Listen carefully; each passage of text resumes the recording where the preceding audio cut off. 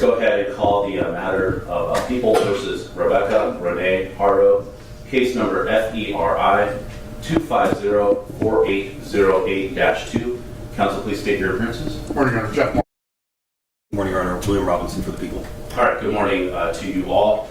So we're here today for a preliminary hearing, but I understand that the parties have in the interim resolved the matter. Is that correct? That is correct, Your Honor. Yes, Your Honor. Yes. All right, so I have a copy of the plea agreement here. I understand that under the terms of the plea agreement, the people will be moving to amend the complaint. Is that correct? Yes, Your Honor. Counts 3, 4, and 5. 4, 4, 5, and 6. Count 4 will be a violation of Penal Code Section 273AA. Attached to that will be an allegation pursuant to 12022.7 subdivision D, causing great bodily injury to a child under 5. And count 5 will be an amended violation of Penal Code Section 192 subdivision B, involuntary manslaughter. And then count 6 will be an amended count 6 will be a violation of Penal Code Section 32, accessory after the fact of murder. Do you have any specific dates for those counts? Yes, counts 4 and 5 will be the same date range that is on the current amended complaint. Counts 1, 2, and 3. For count 6, the date range is August 5th through August 22nd, 2005. All right. Any objections from the defense as to those modifications and additions? No objection. Waive formal reading and advisement. Waive formal arraignment. Ask that, for the moment at least, not get the pleas and denials of allegations be entered. All right. The court will accept and enter the plea of not guilty to all of those counts. All right. So unless there's anything else, then I'll go ahead and take the plea at this time. Yes, Your Honor. Yes.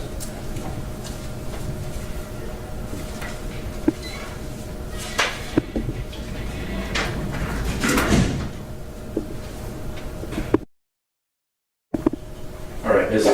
Haro, good morning to you. All right, so I understand that it looks like you've entered into a plea agreement with the people. Just very generally, I'm not going to go into all of the details at this moment, but I just want to make sure that you understand the general terms of the agreement. So under this agreement that you have with the people, it looks like you're going to be pleading to one count of child endangerment with a violation of great bodily injury, also another count of involuntary manslaughter, and then finally one count of accessory after the fact. Together, those counts carry a total sentence under your agreement with the people of 12 years and 8 months. In exchange, among other things, the people will be dismissing the other counts against you, which includes the count for murder. I know those are not all of the details of your agreement with them, but are those the general, is that your general understanding of your agreement with them? Yes, Your Honor. All right. So I have a document here. It has some initials on the right side, as well as the back, and some signatures. Are these your initials and signatures? Yes, Your Honor. Okay. Do you understand that that this agreement goes through some of the rights and consequences of you pleading guilty today? Do you understand that? Yes, Your Honor. One is your right to have a trial, where 12 jurors will have to agree beyond a reasonable doubt that the people have satisfied their burden of proof. Do you understand that? Yes, Your Honor. And so by agreeing to plead guilty, there's going to be no trial. You waive that right to have a trial by jury, and instead you'll be sentenced by the court. Do you understand that? Yes, Your Honor.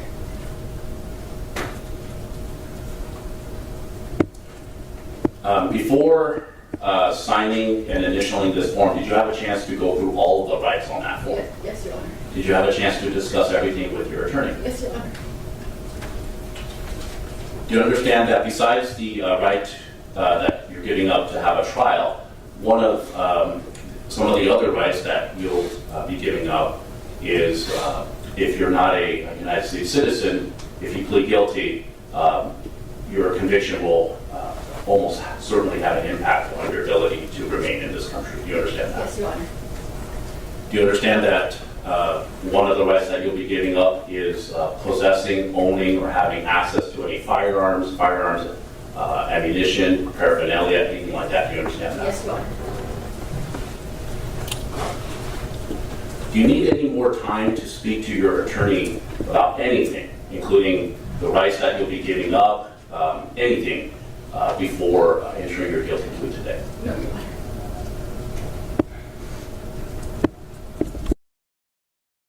Is anyone forcing you or forcing anyone close to you, exerting any pressure on you or anyone close to you in order for you to plead guilty today? No, Your Honor. Are you pleading guilty because you did in fact do what the people allege that you have done? Yes, Your Honor. All right, Mr. Robinson, can you prepare a factual basis to be recited in court? It's Mr. Smith. I'm sorry, Mr. Smith. Sure. Do you mean to take a factual basis? Yes, Ms. Haro. So I'm going to have the prosecutor right now read a factual basis, and basically what this is what they believe that they can prove if this case were to proceed to trial. I want you to be listening to everything that he's saying, because after he's finished, I'm going to ask if you believe he can prove that the people can prove all of those things beyond a reasonable doubt if this case were to proceed to trial. And, Your Honor, I would offer a stipulation to a factual basis to the pleas that we're entering today. All right, is that acceptable to the people stipulation? As to these specific pleas, yes. Yes, Your Honor. Okay, then the court will accept the factual basis. All right. All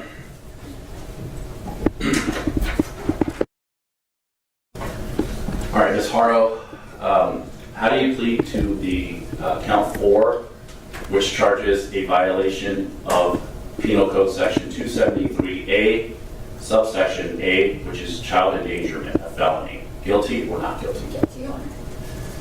Do you admit or deny the violation under Penal Code Section 12022.7D, which is conduct resulting in great bodily injury? Do you admit or deny that allegation? No, Your Honor.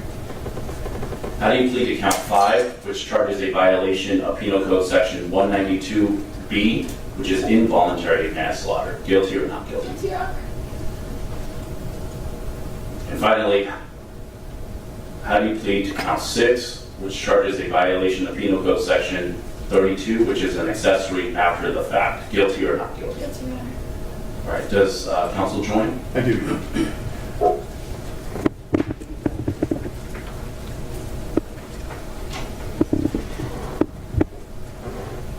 Counsel, it just occurred to me, under the terms of the agreement, defendant would also be admitting to one of the aggravated factors. Is that correct? Yes, Your Honor, and it's delineated in the plea agreement, the plea form in the sentencing section on the last line right above the credits. There's an admission to 4.421, I believe.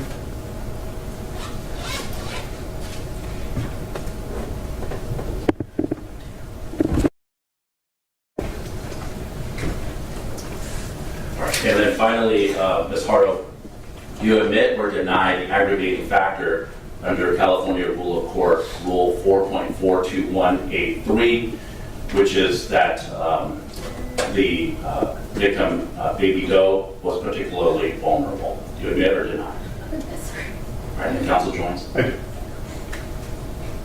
All right, so after directly examining the defendant, the court finds that the defendant understands the nature of the charges against her, the consequences of her plea, and that her plea is free and voluntary, and that she has knowingly and intelligently waived her rights.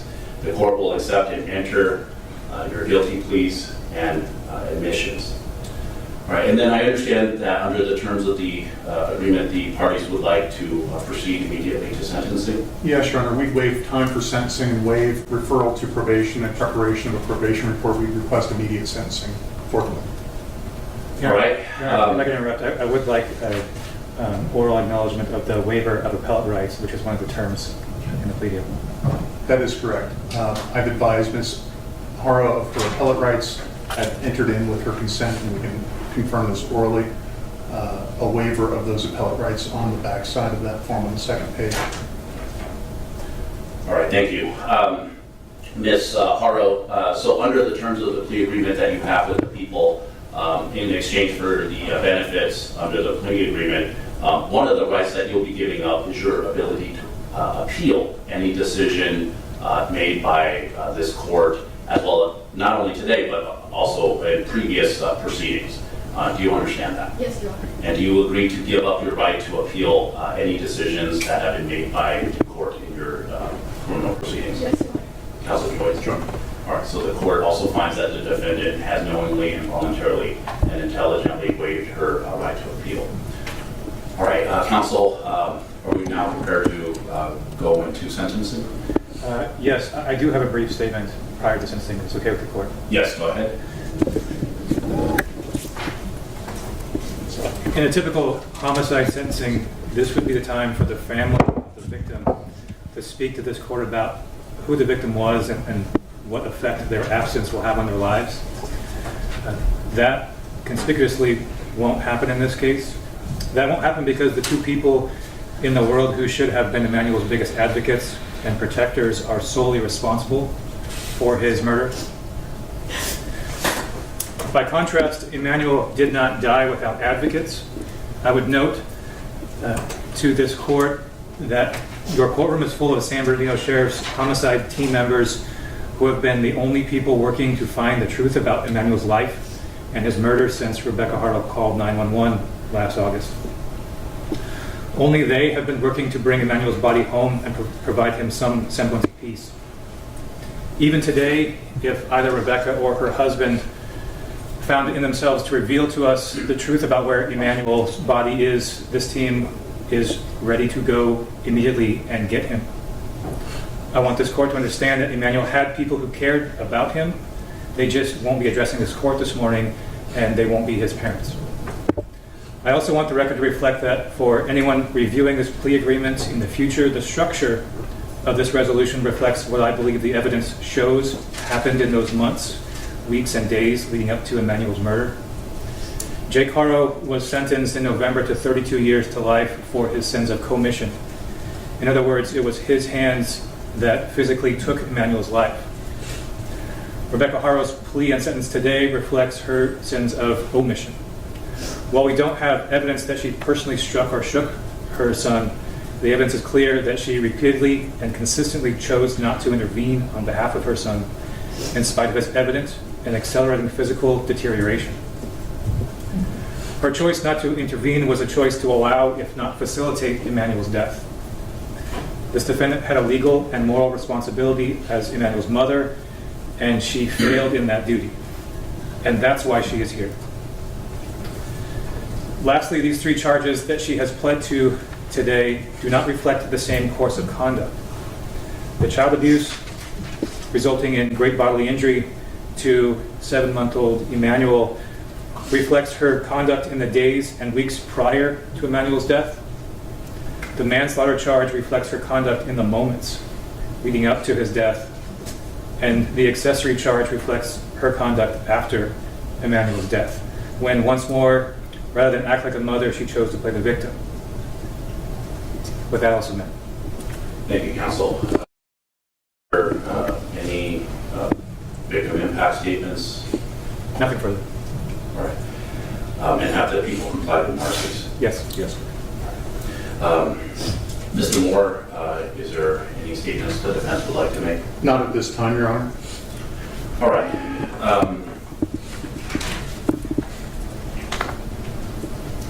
The court, having considered the facts known to the court, will abide by the parties' agreed upon agreement.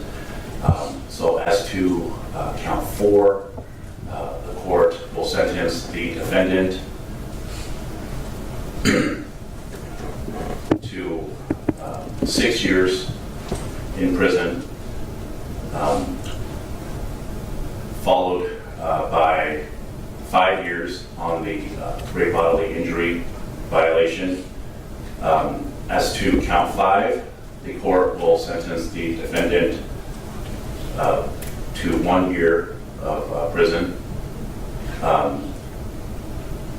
And then finally, as to count 6, the court will sentence the defendant to 1/3 the midterm, which is 8 months. Let me back up a little bit as to count 5. The sentence of 1 year is also the legally required 1/3 the midterm sentence. This will result in a total sentence of 12 years and 8 months. All of the counts will be running consecutively.